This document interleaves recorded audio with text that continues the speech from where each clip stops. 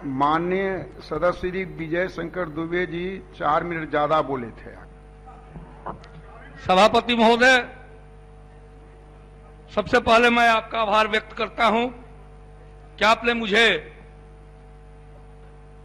विपक्ष के कटौती प्रस्ताव के समर्थन में बोलने का समय दिया और मैं अपने दल के सचेतक, अपने दल के विधायक दल के नेता, विपक्ष के तमाम माननीय सदस्यों, पक्ष सत्ता पक्ष के माननीय सदस्यों का आभार व्यक्त करते हुए बक्सर की जनता को पुनः दोबारा इस लोकतंत्र के पवित्र मंदिर में भेजने का जो काम किया, मैं आभार व्यक्त करता हूं महोदय। मैं जिस क्षेत्र से आता हूं, बक्सर से, भगवान राम की शिक्षा स्थली, भगवान बावन की जन्म स्थली मां गंगा का नैहर है महोदय। मैं आपको बताऊं कि वहां बक्सर में पर्यटन की अपार संभावनाएं हैं महोदय। हमारा शाहबाद बक्सर से जुड़ा हुआ है महोदय। अगर मैं पुरजोर वकालत पूर्व में भी कर चुका हूं इस सदन के माध्यम से कि बक्सर को अगर पर्यटन का दर्जा दिया जाता है महोदय, तो निश्चित रूप से शाहबाद के तमाम बेरोजगार नौजवानों को वहां रोजगार मुहैया हो सकता है महोदय। एक शेर के साथ मैं ऊर्जा पर अपनी बात कहना चाहूंगा महोदय। अदम गोड़वी जी का शेर है महोदय, तुम्हारी फाइलों में गांव के मौसम गुलाबी है, मगर महोदय ये आंकड़े झूठे हैं, ये दावा किताबी है महोदय। सरकार तो आंकड़ा का खेल पेश करके सदन के बाहर और सदन के भीतर लोगों को गुमराह करने का काम करती है। जिस तरह से आज आदरणीय राजीव गांधी, आदरणीय सोनिया गांधी पर सत्ता पक्ष के लोग टीका और टिप्पणियां करते हैं महोदय, आज पूरा देश इस राजीव गांधी की दी हुई टेक्नोलॉजी पर आज चल रहा है महोदय। मैं ये कहना चाहता हूं कि आज जो टेक्नोलॉजी पूरे भारत में आई है, जिस पंचायती राज की व्यवस्था आदरणीय भारत के पूर्व प्रधानमंत्री भारत रत्न राजीव गांधी की ही देन है महोदय। आज हमारे सत्ता पक्ष के लोग हल्की हल्की बातों में स्वर्गीय राजीव गांधी, स्वर्गीय इंदिरा गांधी पर टीका टिप्पणियां करते हैं महोदय। सच्ची और त्याग की प्रतिमूर्ति, दो बार प्रधानमंत्री पद के को धक्का देने वाली त्याग और तपस्या की प्रतिमूर्ति आदरणीय राष्ट्रीय अध्यक्षा श्रीमती सोनिया गांधी के प्रति भी मैं आभार व्यक्त करता हूं महोदय। मुझे कहने में अतिशोक्ति नहीं है महोदय कि जो किसानों के लिए बिजलियां सरकार ग्रामीण क्षेत्रों में मुहैया करा रही है महोदय, आज वो दुर्दशा के कगार पर है महोदय। जो मेन सप्लाई की ट्रांसफार्मर है महोदय, वो जर्जर स्थिति में है और कृषि फीडर से जोड़ करके ही गांव के कनेक्शन को दिया जाता है महोदय। ये बहुत दुर्गति वाली और संवेदनशील विषय है महोदय। इस पर अगर सरकार जांच कराएगी तो निश्चित रूप से ये उल्लेखनीय उपलब्धि सरकार के पास आएगी। किस तरीके से किसानों का दोहन करके महोदय वहां बिजली दिया जा रहा है महोदय। मैं तो ये देखता हूं महोदय अपने क्षेत्रों में, अलग अलग क्षेत्रों में बिजली अगर गरीबों के यहां लगी है महोदय और उसके यहां ना एसी है, न फ्रिज है, न टीवी है, उसके यहां बिजली का बिल महोदय 2500, 2000, 1500 आते हैं महोदय। ये तमाम जनप्रतिनिधि अपने कलेजा पर हाथ रखकर कहें कि महोदय यह हकीकत है कि नहीं। अगर यह हकीकत है तो सरकार निश्चित रूप से इस पर संज्ञान ले महोदय। मैं आपके आसन के माध्यम से कहना चाहता हूं महोदय, आज महोदय हमारे बिहार राज्य में बिजली अन्य राज्यों के तुलना में महोदय दोगुनी और तिगुनी लागत पर प्रति यूनिट जो आ रही है महोदय, ये भी सोच का विषय है। माननीय मुख्यमंत्री महोदय का यह सपना था एक राष्ट्र और एक बिजली दर की। वो जब भाजपा नित्य गठबंधन में साथ में है महोदय, तो आखिर मजबूरी क्या है महोदय कि वो इस पर अमल नहीं कर पा रही है सरकार महोदय। मैं आपके आसन के माध्यम से यह भी जानना चाहता हूं महोदय, हमारे क्षेत्र में चौसा पावर प्लांट लग रहा है महोदय। जिस कंपनी का नाम है सतलज जल विद्युत निगम लिमिटेड। महोदय माननीय मंत्री का वक्तव्य में आया है चौसा का जिक्र, 1320 मेगावाट बिजली वहां उत्पादन करने की क्षमता है महोदय।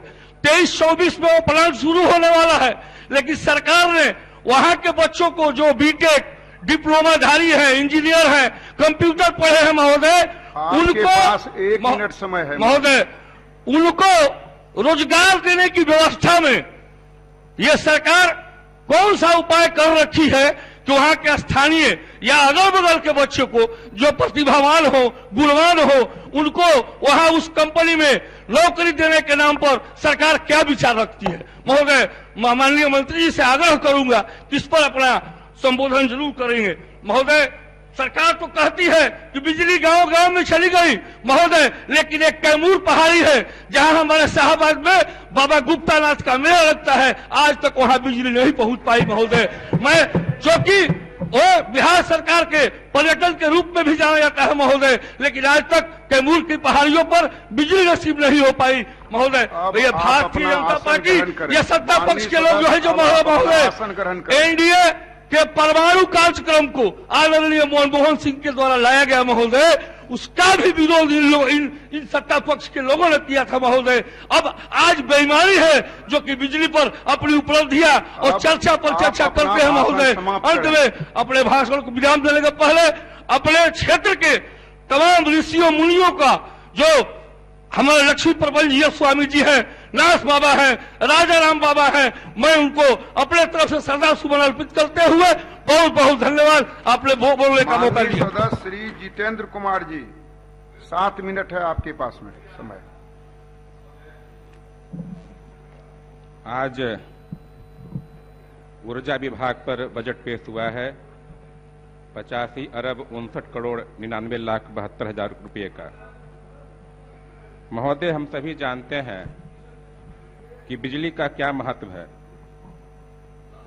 बिजली मानव जीवन के विकास का पैमाना है महोदय, और बिजली के बिना आधुनिक जीवन की कल्पना नहीं की जा सकती। यूं कहिए महोदय कि बिजली आज हमारे जीवन का एक महत्वपूर्ण अंग बन चुकी है और इस पर हम पूरी तरह निर्भर हैं। इसी मर्म को हमारे माननीय मुख्यमंत्री महोदय ने समझा है, हमारे माननीय ऊर्जा मंत्री ने समझा है और उस क्षेत्र में अद्भुत विकास हुआ है।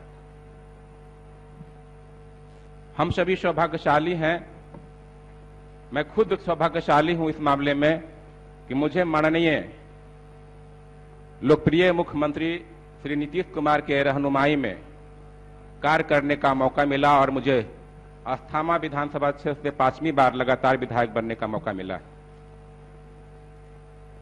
आज मैं सुन रहा हूं महोदय, लोग कह रहे हैं विपक्ष के लोग कि बिजली में कोई विकास ही नहीं हुआ।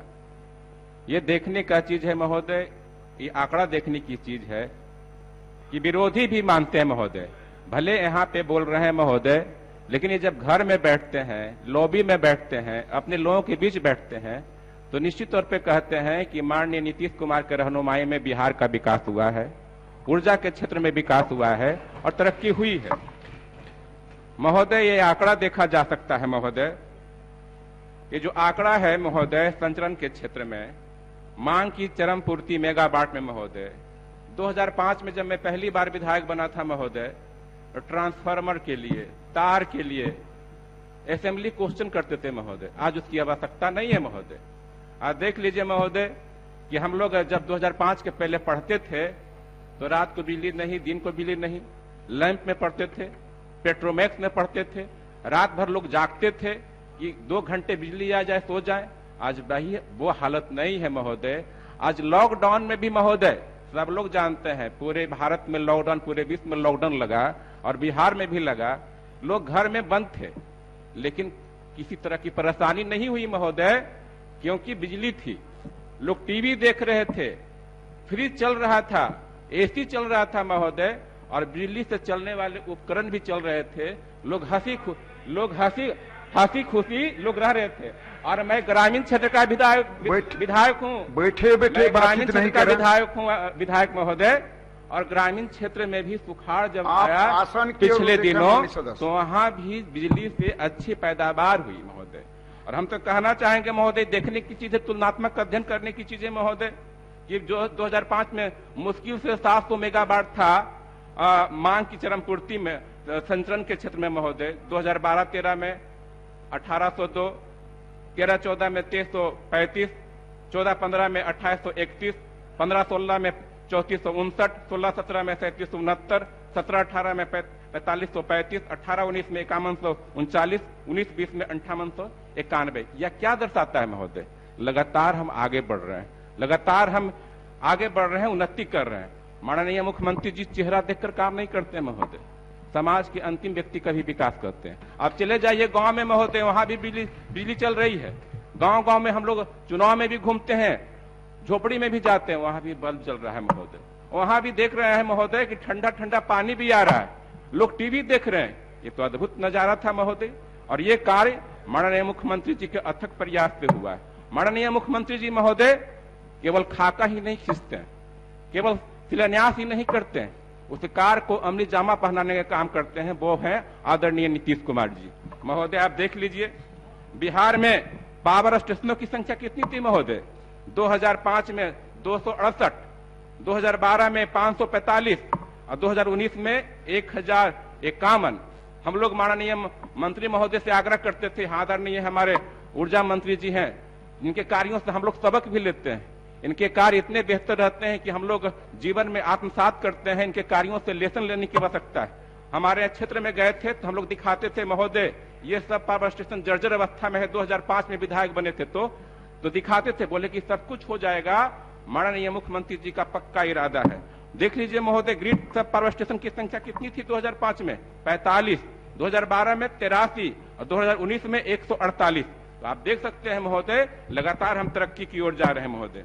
हमारे सरकार की सोच एक सकारात्मक सोच है, एक सृजन का विचार है महोदय, एक रचनात्मक विचार है, और उसी के तहत हम आगे बढ़ रहे हैं महोदय। प्रति व्यक्ति खपत देख लीजिए महोदय, बिजली की खपत क्या थी किलोवाट में? देखिए महोदय, 2012-13 में 145 किलोवाट, 13-14 में 160 किलोवाट, 14-15 में 203 किलोवाट, 15-16 में 258 किलोवाट, 16-17 में 272 किलोवाट और 2017-18 में 280 किलोवाट और 18-19 में 311 किलोवाट आवर और 19-20 में 332 किलोवाट। लगातार हम बढ़ रहे हैं महोदय। महोदय हम कह सकते हैं महोदय कि एक समय था कि मोबाइल चार्ज करना भी मुश्किल था महोदय। लोग जाते थे प्रखंड मुख्यालय और 10 रुपया देते थे मोबाइल चार्ज करने का महोदय। वो दिन भी याद कीजिए, कोई बड़ा दिन नहीं है। हम लोग 2005 के पहले और कॉलेज में पढ़ते थे तो मोबाइल चार्ज करने के लिए जाते थे प्रखंड मुख्यालय। वो जमाना था भी महोदय। आज देखिए महोदय कि आज देख लीजिए महोदय, 2005 के पहले और 2005 के बाद आप एसी की दुकान में चले जाइए, कूलर की दुकान में चले जाइए, फैन की दुकान में चले जाइए, आपके पास मात्र 1 मिनट का वक्त है। तो लगातार इजाफा हुआ है महोदय। मैं कहना चाहूंगा महोदय कि आज खाद्य एवं उपभोक्ता संरक्षण विभाग का भी आज बजट पेश हुआ है महोदय। हम आग्रह करेंगे कि महोदय पैक्स किसानों का तुरंत भुगतान करता है, लेकिन पैक्सों का भुगतान 6 महीने में होता है, 4 महीने में होता है महोदय। वो देखने की चीज है महोदय। इसी कारण आज पूरे बिहार राज्य में महोदय करीब 725 पैक्स डिफॉल्टर हैं। क्यों है डिफॉल्टर महोदय? क्योंकि एसएफसी ने एक पत्र जारी किया है महोदय कि आपको 2 महीने का सूद दिया जाएगा, लेकिन यह भी कहा गया है महोदय कि आपका चावल का उठाव, पैक्सों का चावल का उठाव जून तक किया जाएगा। तो बाकी शेष महीना का जो लगेगा सूद महोदय, उसका भुगतान कौन करेगा महोदय? ये देखने की चीज है महोदय कि जो बेवजह पैक्सों पर जो सूद लगेगा उसका भुगतान कौन करेगा महोदय? ये देखने की चीज है महोदय। हम आप अपना आसन ग्रहण 1 मिनट महोदय, ये बहुत ही इंपॉर्टेंट है, पैक्सों की बात है महोदय। अब महोदय पैक्सों के द्वारा चावल दिया जा रहा है महोदय, और चावल के बदले करीब 9.5 लाख एमटी का चावल अभी गिराया गया है महोदय एसएफसी के यहाँ। लेकिन केवल चावल की राशि दी गई है, लेकिन परिवहन शुल्क, चाहे गनी बैक का, चाहे प्रबंधकीय अनुदान, पैक्सों का भुगतान नहीं किया गया है महोदय। तो एक बार जरूर कहेंगे महोदय, हमारे पैक्स जो डिफॉल्टर हो रहे हैं उसके बारे में सोचिए, और बेवजह जो सूद लग रहा है उसके बारे में सोचने की आवश्यकता है, ताकि पैक्सों को डिफॉल्टर से बचाया जा सके। महोदय, स्थान ग्रहण आपने मुझे समय दिया महोदय, धन्यवाद।